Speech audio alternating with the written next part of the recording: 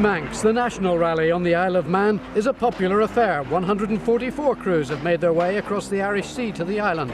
But this year, it's been all one-way traffic from England, bar one, Bertie Fisher. The car has been changed quite a lot since last weekend. We had a rally down in Monaghan, one of the Irish national events, so we've made quite a few changes since then. So, as I say, we're really here to give it a good test, you know, but I think the car will be okay. Stage one and the test begins, the famous Sartfield hairpin, and Bertie gives the Legacy a fairly rough ride on the way out. John Price in the Duckham's Metro sets the early pace, despite missing the odd gear change.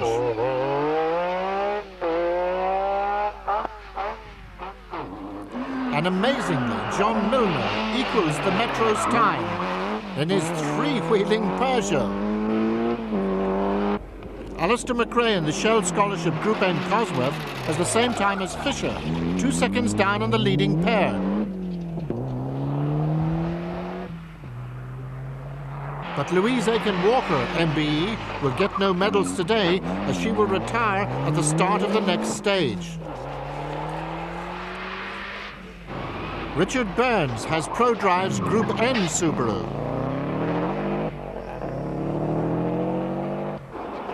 And Peter Doughty gets it a little bit wrong. But he doesn't lose too much time. Hyde Williams obviously doesn't like cameramen. Double O cars are here to clear the road and give the spectators an idea of the action to expect, but some are a little over-enthusiastic. By stage 4, Fisher is in the lead, but by just 1 second. Prodrive has a new experimental suspension in the Tough Mac car, which Bertie is far from happy with. It doesn't show here.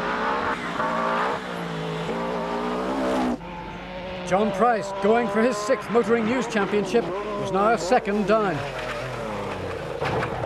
With Graham Middleton, last year's winner, 3rd. John Milner continues to confound by lying in 6th place in the Peugeot.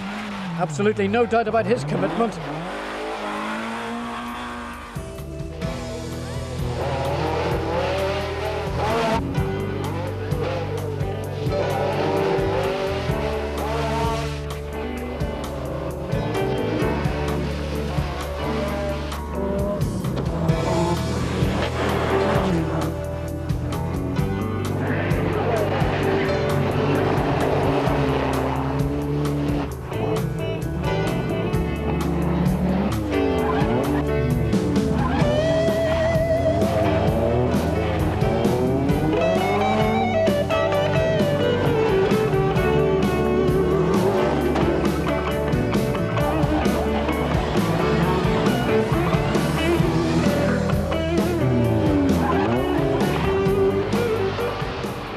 The Dunlop Rover GTI Challenge has been raging all day.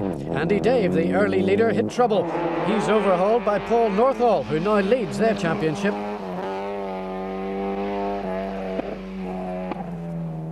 Matt Doherty, the Donegal clerk, of course, awaits the arrival of the Tough Mac car. And as the whole reason for Fisher being here is to test for the big event in June, it all seemed quite appropriate. The Sydney Meat mechanics immediately dive under the Subaru for more adjustments. We're really not getting the suspension just set up the way we would like it at the moment. So the boys are going to do some work on it and see can we improve it, you know. Fisher, despite all his experimentation, now has a 40-second lead over John Price. Following his circuit disappointment, he has visited 4 minor rallies in this comprehensive test program for Donegal. John Price and John Bauer now seem to have settled for second, but who could blame them with the Motoring News Championship at stake? After Price, it is now a Metro train, Murray Grierson. The Scottish driver is in 3rd place. Bill Barton has his example up to 4th.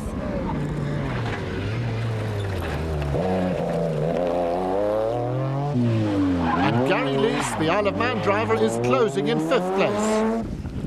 Alistair McCoy and David Senior in the left hooker, Shell Sierra, led Group N. And David Mann, in his Toyota GT4, is in 7th place. Gary Lease is the man really on the move. After a puncture, the local crew now move up to 3rd. As the day progresses, Bertie Fisher and Rory Kennedy in the Tough Mac Subaru are in a class of their own. They'll end up with a 2 minutes 3 second advantage over John Price, but more importantly, a lot of extra knowledge about their new car, which will stand them in good stead for Donegal.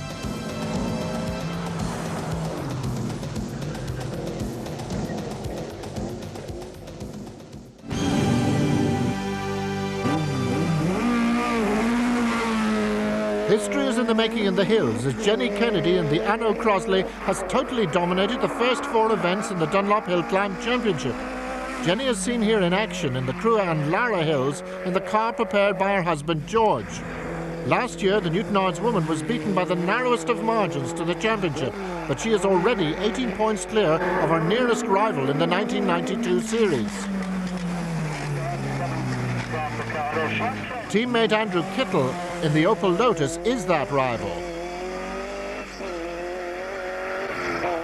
And Ronan Dunn in the beautifully prepared Crosley 41F is 3rd in the series. Porrick Owens is an incredible 4th in his Formula VW, a much less powerful car from which he produces miracle times.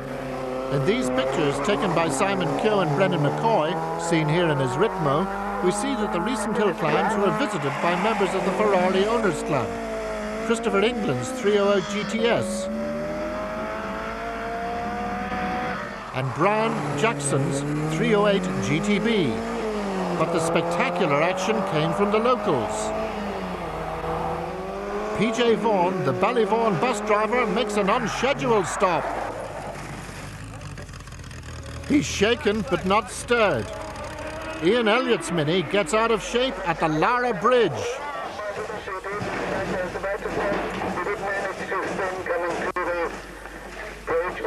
Fortunately, his girlfriend Rachel, the doctor on the event, was on hand to administer tea and sympathy, and Ian was perfectly all right.